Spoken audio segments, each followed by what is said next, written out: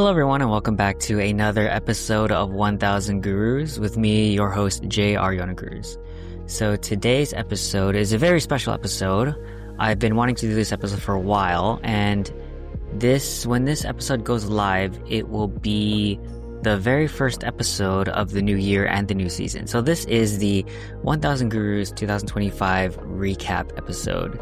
So there's no guest on here, it'll just be me yapping into my mic, kind of doing an overview of how the year went, but also maybe some backstory for some of you guys who don't know the story of this podcast and how it went from idea to launch. So I just wanted to kind of go over that, but also to recap some gratitude I had for this overall year and some of the lessons learned. So I guess I'll go into the overview, but basically I want to start with the origin story of 1000 Gurus for people who don't really know how this podcast got started. For many of my viewers or listeners, they might have come across this page from a guest that I had on the show, and it's their networks or their followers and whatnot, or friends of mine who don't really know the full story. For those of you who don't know, I had this idea back in 2018. Actually, I had the idea of a podcast maybe years before that, but it was an actual solidified idea in 2018. And so I sat on it for a while and then finally launched it in 2024 when the universe aligned all the stars, going into the story of the launch, gratitude, and then learnings that I had that'll be at the very end of the episode.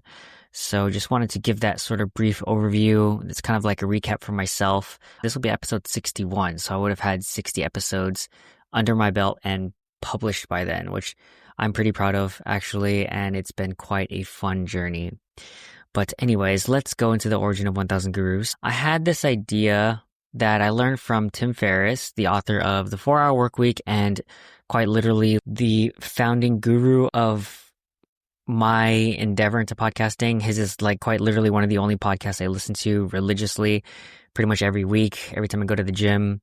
I figured that I really love what he does with his podcast. It's just a show about him learning from these top performers from different fields around the world. And because he has high visibility and a great network, he's able to do that with some of the most famous athletes, business minds, actors, and whatnot. And so I was like, hey, I kind of like what he does. I would love to do that myself. And so a lot of my show is modeled after him, just like the rapid fire sections.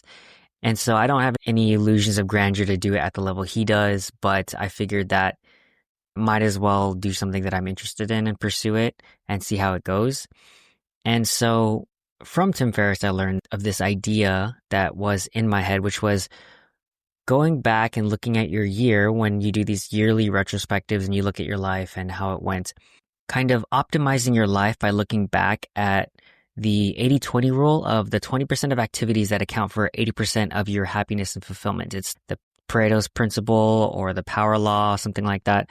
I'll kind of link a wiki page at the end of this to explain that if you guys have never heard of Pareto's principle or the power law or things like that. But basically it's 80-20. 80% of the results come from 20% of the actions, or 20% of the people account for 80% of the results. It's just an 80-20 rule, like a law.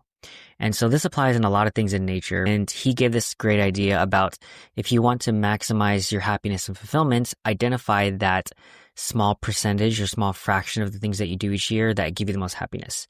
And so when I led with that idea, I had known that I wanted to start a podcast because all of my favorite interactions and memories with people were always when we sat down one-on-one and just talked for hours, like 3, 4, sometimes even 6, 7, 8 hours would just fly by, just yapping and talking and connecting and reflecting on our challenges, wins, lessons learned, etc. My only regret was that those conversations were not recorded, mostly for myself to re-listen to, of course, but also it was an opportunity to share those musings and lessons learned with other people. So that idea was solidified in 2018, and I sat on it for years, like I mentioned, but the idea and the name of this podcast actually had not changed since 2018. So it was like 1000 Gurus, and this icon that we settled on today was very similar to what it was in 2018 up until the time I launched last year in 2024. And I figured that if the creative idea did not change and the name did not change, then the universe must be saying it must be a good idea. And so that's what we ended up settling on, and I kind of liked it. And I also ran it by the owner of Podcast Place, Solomon, who I'll mention later on too. And it was still just an idea. I had not launched, I had not solidified anything, so I could still step back at that point and kind of not go all in because I didn't commit to anything yet. It wasn't out there on the internet. He's like, "What's your podcast called?" And I'm like, "Oh, it's called 1000 Gurus." And that was the first time I had said it to someone who wasn't like a close friend of mine. And he's like, "Oh, I like that name." And so it was the first kind of feedback into the wild of the podcast name, because my friends will be like, "Oh yeah, I like the idea and the name sounds cool." But those are friends. So you kind of have to weigh that sort of feedback in a different way. But when I got that from a stranger, I was like, okay, that must be a sign. And so the idea was there, sat on it, and there are a few reasons why this podcast did not get off the ground initially in 2018. The first point is that, one, I had no clarity on how to even launch a podcast, even though it seems relatively straightforward. And even for some people who don't know, like, I never intended this podcast to be a video podcast. I was always way more curious and drawn to audio only because less editing, less overhead, less having to deal with these digital assets and large files and whatnot. And I knew I wanted it to be long form, just like the Tim Ferriss Show, the podcast I was referring to. And so I like the idea of it being audio because it's easier to edit, smaller files, and I can basically do it anywhere without having to worry about filming, lighting, background, etc. And it's just much easier to produce audio only. But ultimately, I decided that, okay, well, it's not too much of a heavy lift to just throw in video as well. And so I guess I'm kind of jumping the gun here, but decided to just, okay, we'll do video and audio because I also need those reels, those short form clips to throw up on social media for visibility and findability, I guess, of the podcast, because it kind of doesn't make any sense to not put short form snippets on social media like TikTok, YouTube, and Instagram for the findability, because it's probably almost impossible to find just a podcast unless you're just that type of person who browses podcasts to listen to. I think for findability, having short form and leading to my main channels is kind of key. So I'm like, okay, whatever, we'll do that. But anyways, going back, I had no clarity on how to launch a podcast, but I knew the general idea. I knew that when you clicked onto one of these platforms like Spotify or Apple Podcasts, you need a name, a category, description, and cover art. But I'm not really a designer, and I didn't really know how to design cover art. I could ask friends. I kind of just sat on it. I knew that you host it somewhere, and then from that hosting where you host the audio, it shoots it out RSS feed to these other platforms and possibly YouTube. So I had a general idea, but I didn't really have clarity, and so that lack of clarity stopped me. Two, it was also a lower priority because I had a lot of other stuff going on during those last few years.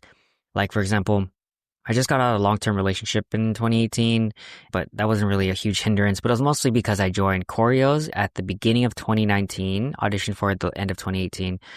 And I was also actively teaching K-pop dances weekly. So aside from my job and my social life and dating life, and then now my dance life, dramatically decreased my capacity, increased my commitments. Soon after that, the next year, the pandemic hit, and we started building out a social media channel with my girlfriend and I, Jared and Blessy. And we found our niche, and that was kind of taking off. So for the next couple of years, we were focusing on that. And then, of course, always my priorities are my career, health, and finances, those three sort of main buckets. With all that being said, doing a completely new thing that I had no idea of how to start and what to do was such a low priority. So I was like, it'll still be there. And then finally, 2024, I figured out exactly what I needed, and I don't know what spurred this idea, but I was like, okay, I need a coach. And so I ended up finding one, and I'll shout her out later on, but I found a coach on this website, and she seemed to have all the credentials. She's launched dozens and dozens of other podcasts. She had her own successful podcasts, and it clearly outlined what she would help to do for an aspiring podcast host like myself, like how to launch it. And so it's okay, let me put my money where my mouth is. I have the funds saved up. I have a savings fund of fun investments or projects that I want to work on. And I'm like, okay, I have a small amount of funds that I can just throw at this and see how it goes. So I went through that coaching, and it was basically just one session on a Zoom call. And she kind of just gave me the entire roadmap of what to do, like step by step. She walked me through like how to refine the description of the podcast, and I trusted her. She seemed like she knew what she was doing. And then I was off to the races. It was pretty straightforward after that. It was like, okay, find a designer. Here's the name. List it here. I recommend this site. So I ended up going with Buzzsprout for hosting. And it was very simple and easy to follow. And so I just kind of went down that path. She suggested doing seasons. I would always wanted to have how the Tim Ferriss show does it, which is like episode number 118, colon, and the name of the guest, and then the title of what they covered. So I wanted to cover that model, but she recommended doing seasons so I could break them up into these sort of sprints and then pause if I need to and iterate and adapt each season. And I kind of like that idea of just breaking them up, even though I'm continuously committing to like one episode per week and then 10 episodes per season and then 5 seasons per year. So 50 episodes per year. And then I'll have a few weeks break in between to just kind of catch up and recuperate. And so initially I think her clients mostly do it remotely, but I wanted to see what my options were for in studio. So I knew for one, I didn't have the space at my place to create a podcast studio. So I was like, okay, I'm sure there are people online who host studios. And there were. I went on Facebook Marketplace and other places where they're like, oh yeah, here's a studio. We do music here, but we also have a little corner with a couch set up and mics. And if you want an audio engineer to listen and make sure the sound is all good, that'd be extra. But essentially, this is what it is. And so after scoping out a handful of different places, I came across Podcast Place. And that was just from like a Google search. They had a website and it seemed like a more turnkey service, like a full built out studio in Long Beach, which is close to where I live. So I'm like, okay, it's close by. The prices were actually very comparable for the level of service and the sort of quote unquote amenities and what they give out to you, because these other places were like, oh yeah, here you get the space, it's per hour, but that's pretty much it. But Podcast Place was like, yeah, we'll give you files, like the video file, the audio file, we'll make sure everything's clean, you have a nice studio space, high quality cameras, etc.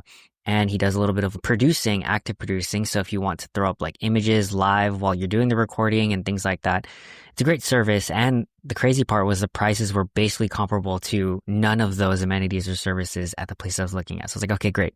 And so I ended up committing to, he sells them in packages. So 10 session packages, and that made it even a better deal. And so I was like, okay, this is clearly the superior choice out of all of my options. So I went with that. Let me just commit to 10 seasons anyways. And my commitment was to do one season, so 10 episodes by the end of 2024. I was planning to launch in October, had the coaching in the summer, plan on starting in October. The idea was to do 10 episodes as an experiment to see how it goes. And if anything else, if it turned out not really good, I can always just cut the cord and just be done with it. But by the end of those 10 episodes, I found the entire process very enjoyable. The act of sitting down and recording in a studio and talking to a guest and going through this whole thing, even though I wasn't good at it at first and I was floundering and doing the best I could, it gave me a lot of energy. And the overall process of producing it in combination with the Podcast Place for the technical side, but then once I got the files, editing it, putting it online, hosting it, and then creating short form and throwing it up on Instagram and everything like that, the whole process was very straightforward and easy. And even though I was kind of learning as I go, it was very fun. And even with my limited experience, it was not hard. And so the biggest question I wanted to answer was, would this be sustainable? And the answer was yes. So then I committed to I basically kind of went all in. I was like, F it, 10 years, 5 seasons per year, 50 episodes per year, essentially. I'm committing to doing this for 10 years because inherently my goals were the following. One, I knew that a long-term commitment to refining my craft will almost guarantee I'll develop some sort of decent level of skill with this artistry called podcasting. And I could choose to do any other skill to develop, but I found that if I enjoyed doing podcasting and I got some benefit out of it, like what I'll mention in a bit, why would I not do this for 10 years? There's basically a no-lose situation, aside from the costs and the time to do it. But if the time's going to go by anyways, I might as well do something I enjoy. And I found out that I enjoyed producing 10 episodes. So I was like, okay, great. It's sustainable and I'll commit to it.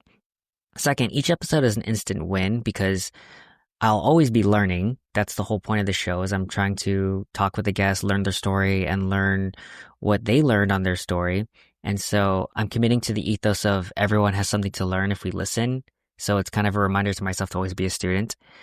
Third, it was giving me the opportunity to reconnect with and deepen existing relationships, which is always a good thing. And it opens up the possibility to expand my current network, which is always a high leverage endeavor to improving the quality of life and opportunities that I open up myself to as I build this platform out and as I connect with people and keep my mind open to the possibilities of what people are doing and what I can learn from them.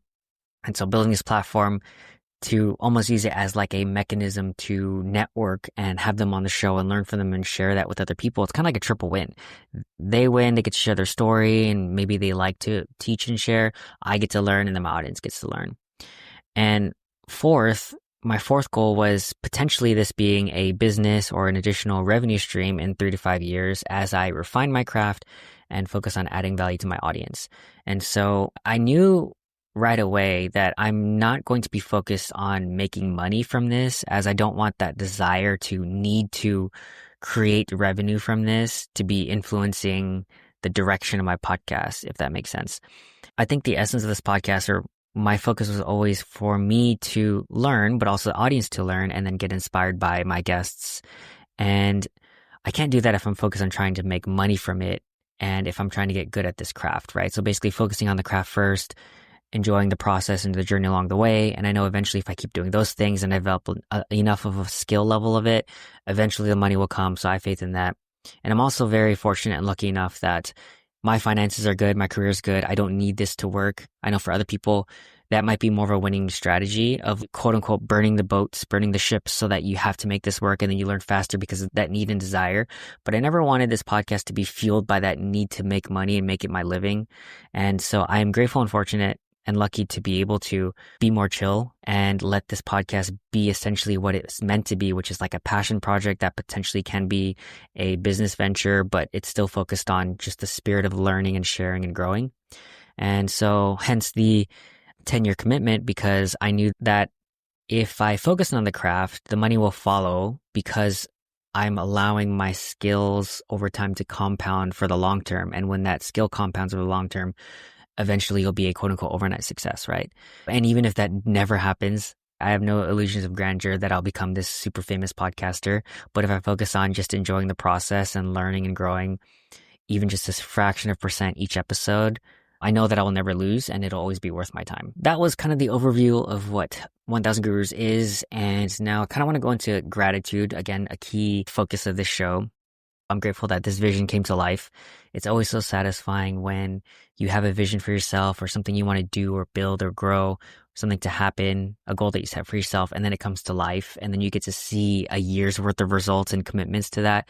It's such a gratifying feeling. And I'm sure some of you guys can relate to that when you've ever focused on achieving something and it happens and you're like, wow, that happiness from that achievement is unparalleled, right? So some people that helped me along the way that I'm grateful for, again, my podcast launch coach, Sam La Liberte. I'm not really sure. La Liberty, however you want to pronounce that. I don't remember. I apologize, but I will link to her website in the show description. She was amazing. Again, I only really talked to her for like 50 minutes, but that 50 minutes was pivotal in me launching this podcast because it helped. Solomon and Podcast Place, I always give him his shout outs and his business's shout outs, but without Podcast Place for these first 6 seasons, the show would not be where it is today. And even though we're moving to a more remote format because of flexibility, right? Being on Riverside and doing this virtual format is way more flexible for my guests. And it's obviously more cost effective, but it's mostly just the scheduling thing.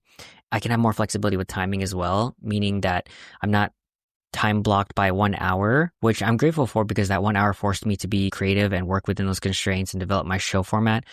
But now that I've developed 60 episodes of that and I can really hone in and work on the flow of my conversation and leading the conversation and having some sort of structure, but also freestyle, now I can take that and open it up to even longer than 1 episode. So I've had episodes that were 1.5 hours, 2 hours, 2.5 hours. If it weren't for that 1 hour constraint, I wouldn't have learned how to be good enough to handle a 2-hour show, if that makes sense, and not go totally off the rails. My podcast inspiration and or hero, Tim Ferriss, I think one of my goals is to obviously have him on the show and or be on his show. Don't know if it'll ever happen, but again, it's like my princess dream to be like, dang, Tim Ferriss has inspired me since I read The 4-Hour Work Week and changed my life about how I see creating time and money freedom and optimizing my life, productivity, etc. And now I'm following in his footsteps with this podcast. And so I give him his flowers because he's a huge inspiration for the show. My friend Shasya, who is also a guest, but also helps me schedule and review edits for my short form For those of you who don't know, once I go through the episode and edit it, I'll go through and find anywhere from 3 to 5 short form, 1 minute or less reels or short form content that will be cross posted on YouTube, Instagram, and TikTok. And then she just kind of looks over it for any errors. We'll kind of adjust spacing or layout and whatnot, and then we'll schedule it on those platforms for me. So I'm really grateful for her for that, to work with her, because I highly trust her and her skill level, but also we have good rapport and we work well together working on our dance team choreos. All the people who inspired me with their conversations over the years. So it's not limited to and including my little brother, who he's episode 59, if I'm not mistaking this. So his episode would have been out, Jacob Kanunu Potts. Some of my other guests who have been on the show, such as Julie, Aiden, Justin, Shasia, my parents, other friends that I've had really deep and intellectual, vulnerable conversations with. Definitely the inspiration for me wanting to do more of that and make it into a podcast. My friends who cheered me on when this podcast was just an idea, and they supported me every step of the way for the last 15 months. As this idea was coming along and I was getting more clarity in how to approach launching a podcast, they were always cheering me on, being like, yeah, I love that idea. I'm so excited for you. I can't wait for you to do it. I'm going to subscribe and listen to episodes and whatnot. And so I just appreciate that sort of initial support, even when it was just an idea. Next, I'm grateful for all of my guests, especially my season 1 and season 2 guests who took a chance on me without even a proof of concept. I'm just like, hey, I'm launching this podcast. It's called 1000 Gurus. I'll send you an email, time, location, etc. And they're just so down. So I'm so grateful that without even having a show, they were just gracious enough to come on and donate their time. I mentioned this in some of the episodes, but like 90% of my guests have never done this before, especially talking on a long form format and on camera, and maybe they don't feel like they should or deserve to be on a platform or platformed, but I'm grateful that they were gracious enough to step out of their comfort zone, and also, of course, letting me use our conversations as content to share with the world, because again, not everyone wants to put their face and their voice out there for the internet, and most people are fine with it, but again, I understand that people have different levels of comfort for that, so I really appreciate them for that. All of the topics and vulnerable conversations that we've had over these last 60 episodes, again, it's one of those things where it's not really a normal thing most people do, is share some vulnerable stories and their lessons learned with other people. So I'm very grateful that they were open enough to share, letting me hone and refine my craft on them and cut my teeth on podcasting. So again, this is for all of my guests. By them being on the show, it's allowed me to learn and be a better podcast host and conversation facilitator. I'm grateful to all the people of the internet who just enjoy and engage with my content, whether they be followers of my guests, followers of my show, or they just stumble upon it. If it inspires them or gives them some sort of insight in some way, that's the whole point of this podcast, really. I'm not trying to change the world necessarily, but I think just telling stories, passing along lessons is valuable enough to make this endeavor worth it. Arguably most important, connecting with my guests. I'm grateful to be able to connect with them. Some of my guests were old friends who I haven't talked to in years, and I was able to connect with them, catch up with them, and have this 1 hour or so period of recorded time. And then also, once it's recorded, we can look back on it and re-listen to it. So it's kind of like a really nice memento of this gift that we can look back on, this conversation, this recording, in a format that they can share with their friends and family. And I think it's such a great thing. Again, it's one of those like double, triple wins where there's no losing at that point. Some of my guests who are newer friends or acquaintances, it was nice to get to know them and their backstory a little bit more deeply. Of course, not all my guests I'm close friends with. In fact, some of them I've talked to once, some of them I never really talked to. And when I reached out, they were gracious enough to be like, yeah, I'm so totally down to do this. I may or may not have ever done this before. So their generosity to come onto the show, I really appreciate that. And of course, some of these guests, I'm also very aware that I may never talk to some of these people again for many more years or even ever. That's always a possibility. We never know what life has in store, but I'm still grateful to have spent the quality time together and connect with them and learn from them and their story. And lastly, connecting you to them, I'm very grateful that I'm able to connect these stories and lessons with you guys who are listening, as I wholeheartedly believe that every episode you can learn something from them, and hopefully my actions speak louder than words. As long as you take the time to listen, you always have something to learn from people. All right, and now learning. Fast experiments with season 1.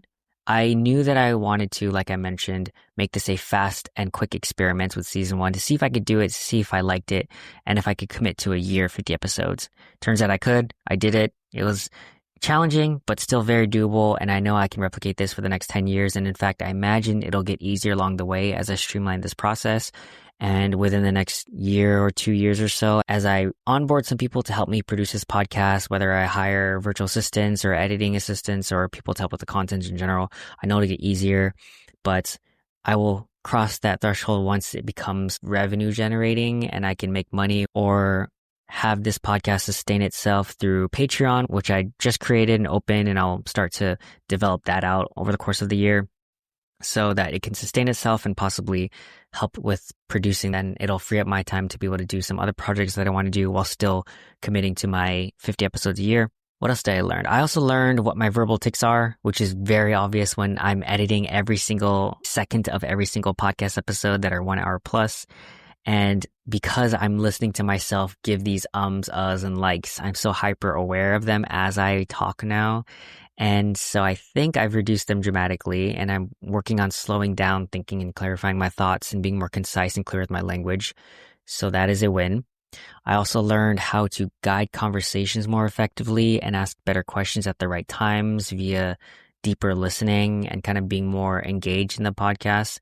But also I'm, multitasking because I'm keeping track of time. I'm guiding the conversation. I'm facilitating deeper thoughts, listening and contributing and thinking of follow-up questions. I'm doing like multiple things at once. I'm like captaining the ship and also doing all the roles while also trying to engage and ask good questions so that I'm sitting in for the audience and making sure we hit all the points that makes the most sense and answering questions that might be lingering. But it's been fun though to have to develop that skill set. I learned how to help my guests feel more comfortable and warming them up earlier in the conversation, and ideally beforehand, like if we have a pre-meeting at a Starbucks that we go to that's close by the studio, or just talking before the recording if it's virtual, to facilitate a better interview and conversation with small talk and then easing their worries and anxiety, which happens to be most of my guests. They all understandably are very nervous and anxious coming onto a show and having to speak and be interviewed. And so I've developed that skill of building that rapport, warming them up, getting the juices flowing, the brain juices, and also the process of questioning. I learned that you kind of had to start with the easier questions, just kind of like facts, like where did you grow up and how was this? And then go into opinions on what they think of things and their story, and then go into those deeper reflections. You kind of have to go in that order. If you try to go straight into deep reflections, it's kind of a hard sell and their brains aren't really warmed up yet to get to that point. And I found that the more effective I do that, the better answers and the better interview there will be. Guiding conversations and interviewing. As I've done this podcast, I'm also very hyper aware when I watch other interviews and how the masters do it, all the people that came before me and do it at such a high level. I know that each type of platform and interview, they're all different. Interviewing for a 1 hour podcast is different than a 20-minute podcast, than like a news segment or like a comedy show or things like that. Like they're all different formats, but I think there's always something to learn from those styles of interviews and conversations, which is great. I also learned freestyling and improv during the convo, which is something that I've developed over time, over the years in general, being really good with one-on-one conversations. I've been decent with this, but I've definitely been getting better because sometimes as you're listening and engaging, you kind of have to freestyle and improv the questions and facilitating and guiding in the right direction, the most fruitful direction, right? Reading the room, developing my own style. So my style, if you're a listener of the show, I'm very intellectually curious, kind of lighthearted and fun. I like to find where the possibilities for pockets of humor are and the right timing, obviously not too out of pocket or anything, but also always being willing to dig deeper and facilitate a safe environment for my guests to go into those vulnerable topics. I think is a very important nuance or skill set to develop as well. I learned how to edit short form podcast content with practicing 3 to 5 short form reels, short form content per episode, which is looking at the timing, the pacing, finding the best content out of the 1 hour's worth of recording, editing to emphasize the main point of that less than 1 minute clip, and then cutting out the fluff, as well as we've slightly improved the look and feel of the short form over time, like the font, the color, the style of the captions and the header text and what it looks like. And as I do these virtual recordings, and I can kind of adjust the camera sizing and spacing or the cropping. And so learning that has been fun. Learning new softwares and getting more experience with older ones like Final Cut Pro, Descript, Riverside, Buzzsprout. They've all been helpful, and there's these built-in AI tools that really help out a lot with cleaning up the audio and helping me find those parts and just overall editing too. These softwares make it so much easier than it would have been if I tried to do any of this without that. One of the biggest challenges that I always tell people when they ask me about the podcast is scheduling. Scheduling is the bane of my existence. And it's because understandably, people have different lives and scheduling and the time capacities and abilities to go on a podcast. And the constraint of doing it in studio in Long Beach was always a big hindrance because obviously a lot of my potential guests do not live in the area, and having them carve out a 1.5 hour time block of their week, of their day to do this is always very difficult and so very understandable, but it's always such a headache because it's like they might want to go, but they just don't have the capacity or they're just booked for the next 3 months. So I've learned how to solve for this by having a huge booking list. So I have a backlog of 8 to 10 guests at any point in time, trying to space them out each week for the recording and booking out months in advance, like 2-3 months sometimes in advance, which sounds kind of crazy, but that's just kind of what you have to deal with when people are just so busy and or they have other priorities, so they can't just jump on a podcast. So I do have friends, shout out Yerson, who really pulls through when I'm like, hey, I need a guest. My backlog is getting kind of light. Can you jump on the show? I say, yeah, I'm free in 2 days. We can schedule this. So I'm really grateful for people like him or Aiden who can just jump on when I need to. But yeah, dealing with sporadic availability and trying to learn and adapt and make the most of that time slot, because I've obviously had guests who run late, and so I kind of have to adapt with the time that we have left when we are in studio. And so those are just some of the biggest challenges. I think the first thing that I want to outsource when I do get an assistant for this podcast to help produce the show is definitely to handle scheduling, because just the back and forth for some of the scheduling conflicts and just communicating with people. Sometimes we have guests who just are so busy they can't respond for a week, 2 weeks, a month sometimes, and they just keep pushing it back. And it's like, it's fine that we have to reschedule, but just that act of scheduling is just the hardest part of doing a podcast, honestly. But it's kind of the pick your poison. When I chose to do interview-based guest format podcast, I'm signing up to have to deal with scheduling conflicts, right? So I think the backlog thing really helped, so that I always have 6 to 8 episodes already scheduled and ready, so I don't have to scramble to get guests. But I also have a backlog of bookings lined up, anywhere from 6 to 10 scheduled guests in the future, and that alleviates the need to have to scramble and find guests last minute. Another thing I learned is how to quote unquote look better on camera in terms of like my body posture and facial expressions.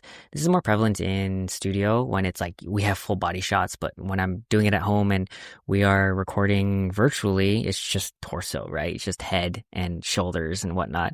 So it's not really much, but you kind of learn how to be more aware of how you're looking and everything, especially in person.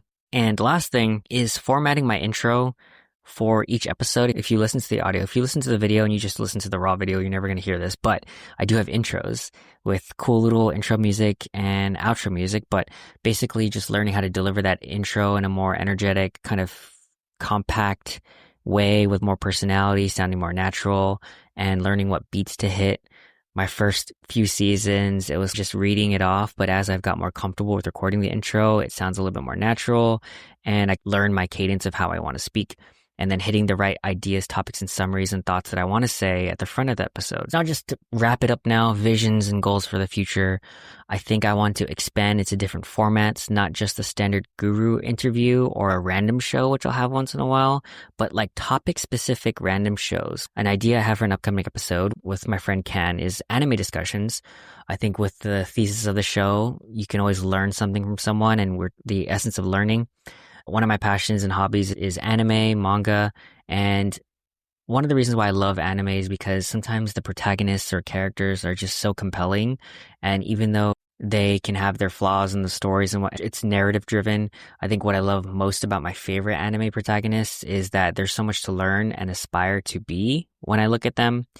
For example, Zoro from One Piece, my favorite character in One Piece, he's such an aspirational character because he inspires you to want to be better. And I wanted to have those discussions because, yeah, I can talk to people in person about their stories too, but I think a lot of these things that we can learn from, people that we can learn from, also exist in fictional worlds too, because they might not be real people, but the essence of that person is definitely something we can all learn from. I also want to do book-focused episodes. For those of you who don't know, I have a book summary website. I've been reading 2 to 3 books a month for the last 10 years, and I've been also writing up summaries and posting them online, which have been doing well because now the website sustains and funds itself through donations and whatnot. But there's a lot to be learned from books. The whole theme of my life is learning and teaching. And so bringing in some of my favorite books and authors onto the show. I still don't know what the format will be, but I know it might be either topic focused or just book focused in general, whether it's just me yapping into the mic for maybe 30 minutes or something like that, just to focus on a certain book, my takeaways and lessons and highlights and whatnot. And hopefully there'll be no problems with that. Or if I want to bring on someone else to talk about these books with me, I still have yet to figure out potential guests for that. And then also recap summary highlight episodes for the month or season. I think as I start to build out this library, I can go back into the library and find my favorite snippets of each episode and post that up as like a recap or summary or highlight episode for the season or the month or something like that, which I think would be super fun.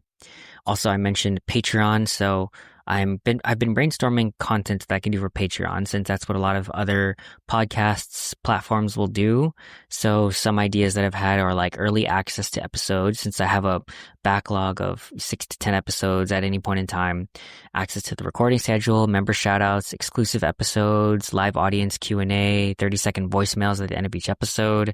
I think some of those will be really fun. We'll see what kind of works and what people want to do. But since I have this virtual format, it's possible to have people come on and be kind of like a live audience or submit Q&As as we record these episodes. So that should be really fun if that's something people want to do.